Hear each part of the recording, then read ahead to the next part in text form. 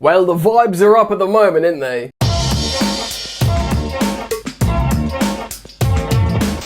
Yo, what's going on, friends, and welcome back to Football Therapy with me, your host, Jan. As always, I do hope you're doing well, mate. I really do hope that, and welcome on back to Chelsea News, which of course is the daily series here on the channel where I reflect on what's being said about Chelsea across the global footballing news media, giving you my thoughts on it. But as always, more importantly, asking for yours. And in today's video, of course, we're coming off a great win at home in the Champions League, 5-1, the perfect night for Maresca. Or near perfect. Got to do with a lot of rotation, got to sort of reintegrate players a little bit more. We saw the likes of Wesley Fofana, Romeo Lavia get more minutes. We saw Mark Gue and Tyreek George get goals playing as a centre forward. We saw excellent winger performances, and the likes of Moises Caicedo and Enzo Fernandez did get to be protected with rotation and subbing them early. So Maresca will be very happy with that. In today's video, we're going to speak about a couple of the records that were set last night. Of course, it was against a weaker Ajax team that, had a man sent off, but, you play what's in front of you, and there were some very impressive performances out there, a lot from teenagers as well, so we'll speak about those records broken. The man of the moment, Estevao Willian, everybody is talking about. Maresca is spoken about as well, positionally. Of course, we saw him start on the right wing, played a little bit on the left wing and a little bit inside yesterday, but we heard some more about Maresca's plans for him.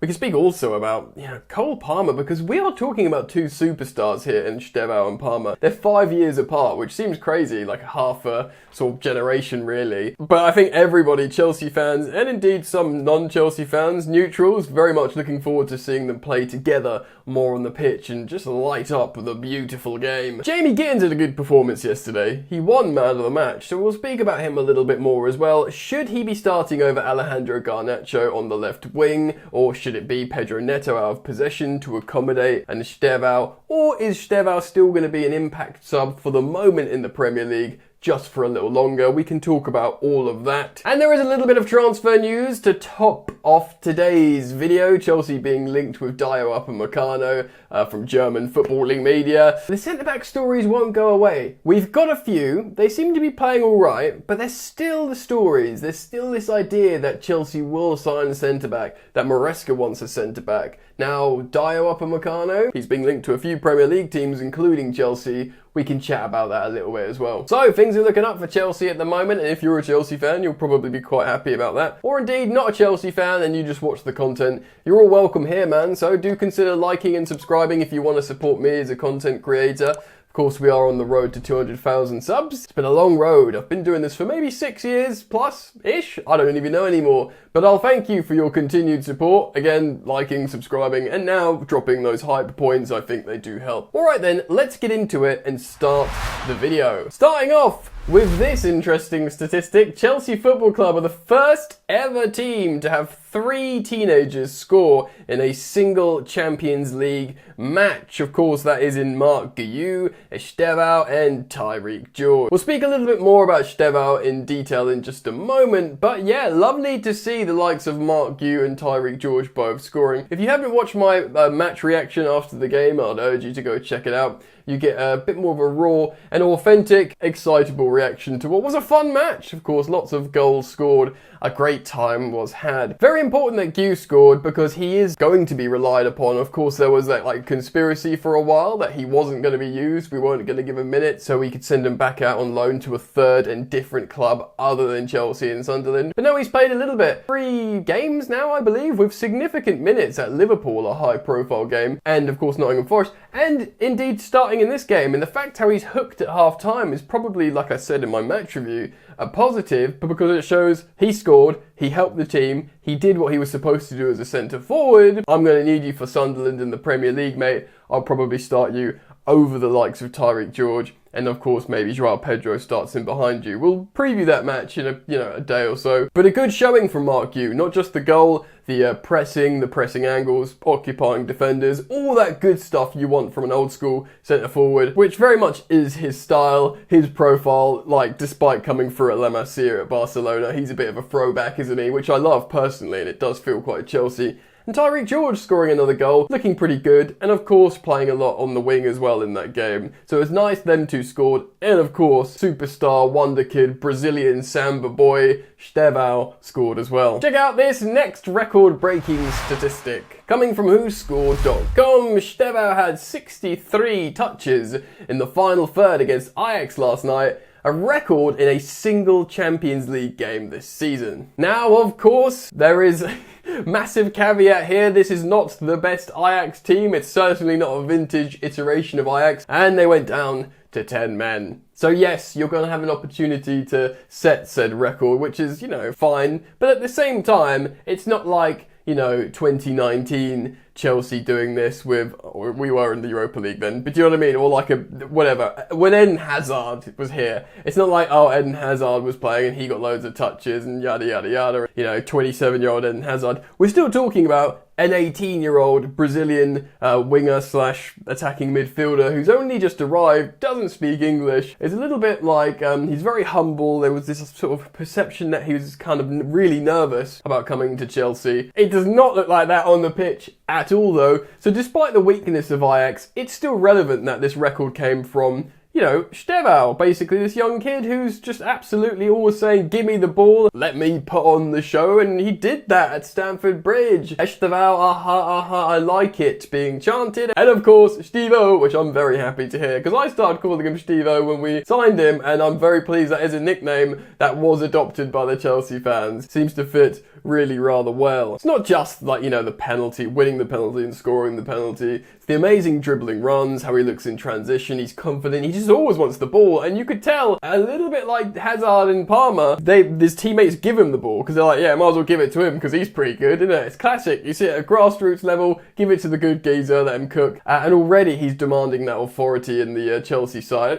Little things like the overhead kick. I said in my match reaction, I'll say it again, I like players with cojones that try that. I think Nkunku was the only player before that we had that would have tried it, because Cole Palmer's not scoring overhead kicks, it's not a style. In the same way, Eden Hazard wouldn't. But it's nice to see players like young, attacking wingers like Alejandro Garnacho, and more pertinently, Estevao Willian trying an overhead kick and very narrowly missing. Like, this kid literally can do it all. He can crash the back post, score a header, he can, go where it's dangerous, and, he's fearless in terms of crashing the back post. But also, he'll do the delicate, graceful, cultured stuff. And he'll do the superstar Galactico stuff like overhead kicks. Very, very exciting indeed, and rightly he's like the main talking point of last night. We are going to speak about Jamie Gittens in the left wing a little bit more in just a second, but a little bit more on Estevao and his starting position. Enzo Maresca commented on this, and I'm getting this from Ben Jacobs on X. Maresca expects Estevao to become more of a 10 as he builds up his physicality. Quote, he's polite, he's humble, and he wants to learn in the Premier League. He needs more time, and he's probably a winger now. He's very similar to Cole Palmer.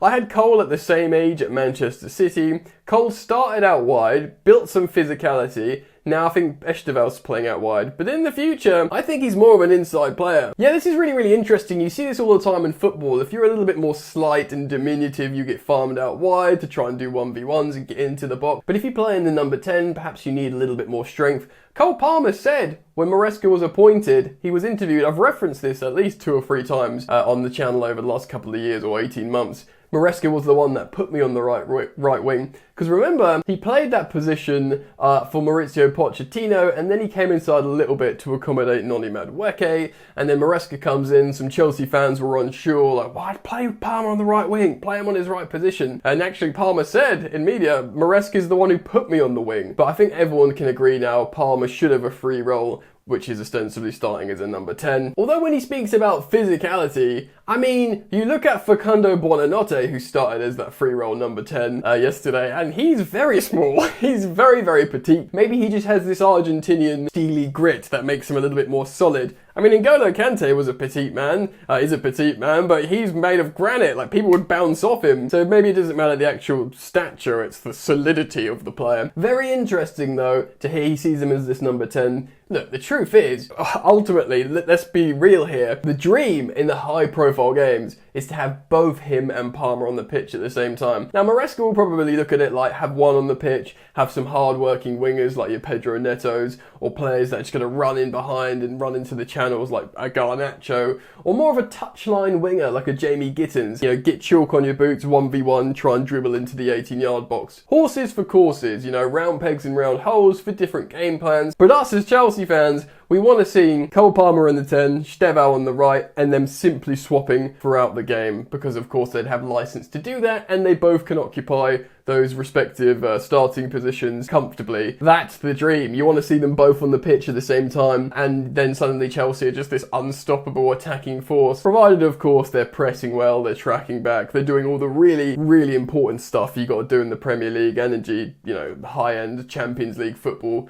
at the moment. And of course, let's be real, yesterday that Ajax game, 10 men, a poor team, this is not high-end Champions League football. Doesn't stop it from being an excellent and exciting and important night for Maresca's young team though. So let's extend and elaborate a little bit on that, you know, important night for exciting young players and speak about Jamie Gittens, who won Player of the Match. Now I did want to take a little bit of time and go into this in a bit more detail because he's kind of got lost in the wash a little bit, his signing, his transfer, because we signed a lot of players. He was signed very early. Of course, Chelsea wanted to get the signing completed before the Club World Cup so they could utilise him in that competition. Dortmund didn't let him. You know, they eventually tried to... Did he even feature for them in the Club World Cup? I can't remember. I think he did maybe, and then he was cup-tied, and then he couldn't play for Chelsea. It was a very silly transfer saga. But he is a player Chelsea have wanted for a long time. Chelsea really wanted Jamie Gittens. They of course really wanted Alejandro Garnacho, and although I do genuinely believe they like Garnacho, they love him as a profile, they saw a market opportunity there. They saw a player that would agree to come to Chelsea, that would agree to work within Chelsea's wage structure, and that they could get for 40 million quid, and they believe he'll be worth more than that. Well, he's probably worth more than that immediately. You can add 10 million on just because he signed a long contract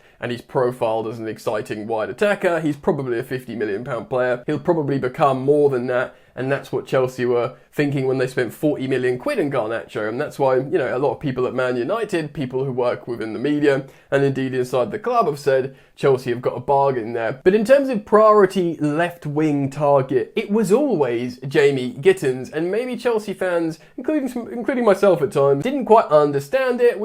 You can look at the stats, the profile of the player. He's young, he's played loads of games at the top level, over 100 games for Borussia Dortmund, a top team in the top 5 league, and Champions League experience. Of course, he's won a man of the match in the Champions League before, playing for Borussia Dortmund. I think he's only recently turned 21 as well, so he's got so much time to find himself in this Chelsea team, but in flashes, in moments, he's demonstrated why he's the kind of profile Chelsea want, or especially Enzo Maresca. The wingers are so important for him. He does have a quite dogmatic system in terms of build-up and rest defence, out of possession, in possession, but there is certainly the attacking freeze behind the striker. Say the striker has a lot of responsibility, alleviating pressure to facilitate and accommodate those attacking players behind him, but they have a lot of licence to express themselves and cook, as the youth would say. And Jamie Gittens is one of those players that if he's comfortable, if he's feeling himself, he will do that. He will take players on 1v1, similar in profile to Jadon Sancho, a lot faster than Jadon Sancho. Sancho's a technical player, but he never had any pace to lose despite being a young player. Gittens has got the technicality, but he's very fast. He's also has got good finishing when you see him pop shots off. I think Sancho did as well, by the way, when he's in form, but of course his career is taking some interesting turns, Jadon Sancho. But Gittens is the player that Chelsea wanted. We spent 48.5 million quid on him. It goes over 50 million pounds of add-ons. It's a significant fee, and we chased him for a long, long time, and we were determined to sign Jamie Gittens, got him over the line. So he's not a player they're thinking of, oh, we'll just try and develop him and see what happens. He's a player that Maresca, the sporting directors, you know, Chelsea at large, looked at and thought, he fit. He's that sort of, you know, puzzle piece on the left wing there that will help us in our system. Of course, Garnacho's a little bit different. He might run the channel, put a cross in more, but Gittens will sort of build up and carry the ball inside himself more. Probably that's what it's going to be in theory. But it's a very, very interesting battle between them two players, and it'll be very interesting to see who wins out as the generic starter. Again, it will always change because Maresca has different players to play against different opponents, which is important in the modern game. But yeah, who, you know, let's say in 6 months, I wonder what Chelsea fans will be saying. Who's the better player? Who is the more appropriate player? And of course, we'll see as that time comes. Right then, let's do a little bit of transfer news because this centre-back story won't go away. So let's jump over to the Metro. So Chelsea apparently step up interest for £53 million Bayern Munich star ahead of their January transfer window. This is referencing Dayot Upamecano, who's having troubles with his contract extension. 26-year-old defender has been a near ever present in the side since joining from Leipzig back in 2021, helping the club win 3 league titles and 3 German Super Cups in that time. So his contract is ending soon and discussions over a possible renewal have stalled. Apparently Real Madrid, Inter Milan, Liverpool and Chelsea are looking at the player. Now I wanted to reference this because I do believe there's truth in Chelsea profiling certain centre-backs purely on the premise of we know Maresca wants one. It is interesting because we've got a lot of centre-backs at Chelsea, you know. We've got Tosin, who maybe didn't have the best game yesterday, but Chalobah's a very good defender, Wesley Fofana's a very good defender, Joshua Champong's already a very good defender, who looks like he can get better, who looks like Maresca's trusting him to play in all different midfield positions. Of course, Benoit Badiashile, Levi Colwill, and even Joel Hato. That's a lot of players there, and Mamadou Sarr could be returning from Strasbourg. You know, of course, he's on loan there. Is he going to come back and play? Aranan Sormino is another highly thought of centre-back at Chelsea. Lots and lots of players. Now, of course, the new ownership, the sporting directors, the plan is you have a portfolio of players, you sell them, you make a lot of money, and the top of the pops, the best of the best, you keep with Chelsea. Right,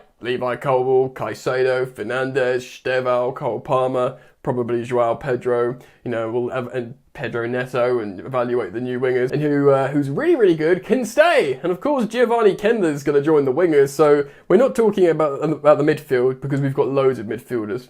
Dario Asugo's to return as well. We're not talking about like the attacking midfielders and wingers. We've got loads of them. We should be talking about the goalkeeper, but of course I imagine that will come around. Striker, we know the situation. I did some stats profiling on recent videos on Emmanuel Omega, another currently Strasbourg player that's going to be coming to Chelsea. But really, it's the centre-back. Despite having such a big roster of players, we're still being linked to centre-backs. Now, Dayot Upamecano was an exciting player. I remember it was both him and Konate. Did they both come from Leipzig? Because they're both French players, aren't they? Yeah, I remember, because Upamecano was like the more highly rated one that cost more money, and Konate was the lower profile one, but probably actually looks like the better player in recent years. Konate, you could argue, then Upamecano. Still young enough to be a senior centre-back. I wonder if there's a plan in the background where, of course, free transfer Tosin, who's had a good time at Chelsea. He's won 2 trophies. He's, travelled about. He's wore the Chelsea shirt. He's 28. And of course, he's a free transfer. I wonder if Chelsea try and sell him for like 10, 15 million, make some free money. It's pure profit because he was a free transfer. And they try and bring in a different senior centre-back. I'm totally guessing here. And of course, Trevoh Chalobah, he's never going to be safe with these sporting directors, is he? So, very interesting. But I think the main thing it comes down to is the manager, Enzo Maresca, and his voice being heard in terms of what profiles he likes. It's nice to see he's trusting Joshua Champong a lot more recently, and the young man is paying him back with great performances. But, let's keep an eye on the centre-back story because it seemingly won't go away. In terms of Dayot Upamecano, he's a high-profile player. Should he come to Chelsea, he'd of course have to fit into the wage structure. Even as a senior player, maybe he'd get like the Caicedo level money. I'm not sure. It's probably silly to speculate at this point. But I'll of course keep you updated on all stories regarding defenders and new links to Chelsea. So let me know your thoughts. Please do leave them down in the comment section below. I'll be grateful to have them. Thank you as always for liking and subscribing. Road to 200k. We're getting close, man. So thank you for that. Other than that, enjoy the football. Peace. You ain't so tough with that bad boy tuck. I'ma get it how I'm living, I'ma walk the walk. Outline my lines, I rap through thought. Body bag the verse, outlined in chalk. In my life seen trouble, hustle on the double. Silence on the trigger like my pick got a muzzle. Yo, chick like to guzzle, bad boy stay in trouble. I only love this paper, sorry I don't. I laugh me, baby.